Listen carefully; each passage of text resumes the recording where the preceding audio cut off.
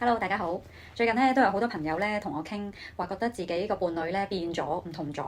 咁我通常都會問佢哋啊，咁你覺得你自己上一年同埋今年有冇咩唔同啊？咁因為我覺得點解你可以自己去改變，但係你又唔容許你身邊個伴侶有改變呢？